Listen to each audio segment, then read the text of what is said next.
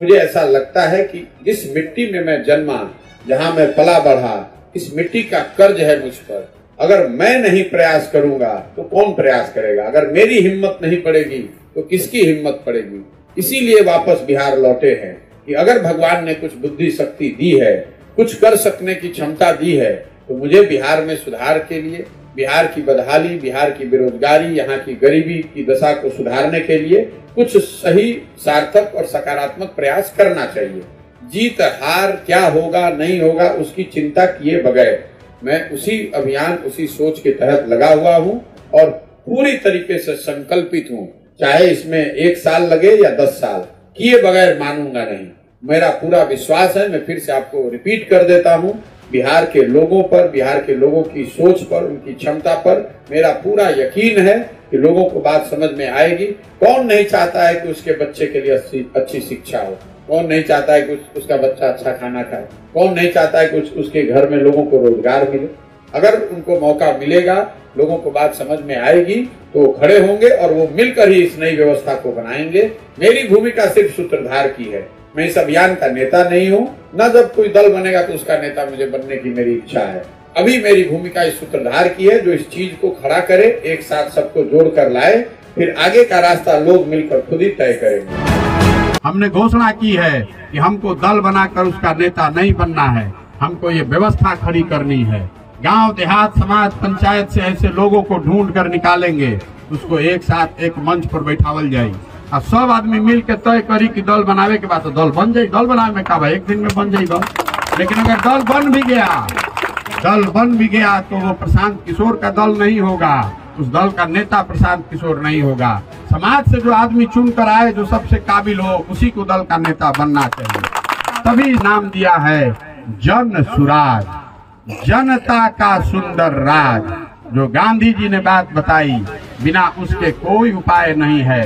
ये जो पूरा प्रयास है, ये आजादी से पहले गांधी जी की जो कांग्रेस थी उसको पुनर्जीवित करने का प्रयास है, जिसमें जाति धर्म से ऊपर उठकर लोग एक उद्देश्य से एक साथ में आए और वो उद्देश्य है बिहार का विकास, बिहार के बच्चों का विकास, यहाँ से गरीबी का नाश, यहाँ से बेरोजगारी का नाश। एक दिन हम लोग के जीवन काल में ऐसा होना चाहिए कि बिहार में गुजरात और महाराष्ट्र से आकर आदमी मजदूरी करे, तब समझ में आएगा कि हाँ बिहार का विकास हुआ है। इसी संकल्प से निकले हैं, इसीलिए पदयात्रा कर रहे हैं। भ्रष्टाचार के कोई काम नहीं हो सकता है। आज हमको 29 दिन हो गया चलते हुए, अभी तक एको गांव ऐसा नहीं मिला जिसमें गांव के अंदर की सड़क ठीक हो। एक गांव नहीं मिला जहां नल का जल चल रहा है। एक गांव नहीं मिला जहां बिना गमछा बांधे हम गांव से निकल जाएं। सारे दोनों ओर शौच पड़ा हुआ है और आप कह रहे हैं कि बिहार में भारी विकास हो गया। बिजली आई है, लेकिन कोई गांव ऐसा नहीं मिला जहां लोग बता नहीं रहे हैं कि भैया बिजली 2 बल्ब जलाते हैं 6000 बिल आता है, बहुत समस्या में पड़ गए हैं, है ना बात। कोई ऐसा गांव नहीं मिला जहां पर कि स्कूल में बिल्डिंग, टीचर और लड़का तीनों हो। जहां बिल्डिंग है वहां टीचर नहीं, जहां टीचर है वहां बिल्डिंग नहीं है, जहां दोनों है वहां लड़के नहीं है। यहाँ का गठन हो, उसके लिए एक मापदंड हो। चूंकि हम लोग सभी जानते हैं कि कोई भी इमारत का अगर नींव कमजोर हो जाए तो वह लंबे समय तक नहीं टिक सकती है। चूंकि अभी प्रारंभिक अवस्थाएं हैं, समय लगेगी, घबराने की जरूरत नहीं है। चूंकि मैं बहुत दिनों से सर को फॉलो कर रहा हूं, इनकी विचारों को, इनकी कार्यशैलियों को मैं देख रहा हूं और मुझे उम्मीद है कि आने वाले समय में एक बहुत बड़ा दल उभर कर सामने आएगा और इसके लिए जो समितियां बनने जा रही है, भले ही इसमें समय लग जाए, लेकिन उसका एक मापदंड हो, एक कैटेगरी हो कि कौन से आदमी उस समिति के सदस्य हो सकते हैं।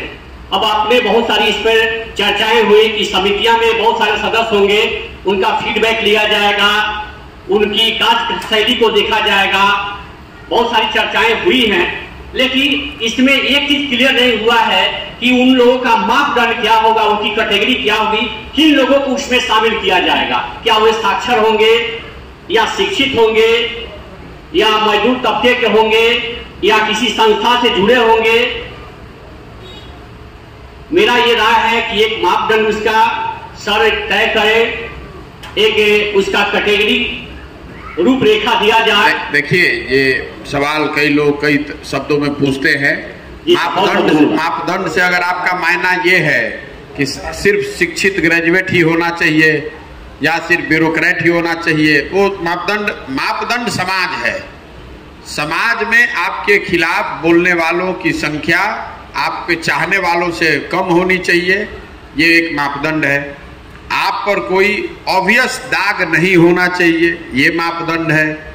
समाज में आपने अपने स्तर पर, चाहे जिस विधा में भी आप हैं, आप व्यवसायी हैं, मजदूर हैं, ब्यूरोक्रेट हैं, राजनेता हैं, अपने स्तर पर समाज के बेहतरी के लिए आपने कुछ प्रयास किया होना चाहिए, जिसको समाज मानता है कि नहीं भी स्कूल चलाते हैं लेकिन पैसा कमाने के लिए नहीं, 10 बच्चों की मदद भी करते हैं। ये जेलर हैं लेकिन इन्होंने समाज की मदद की है।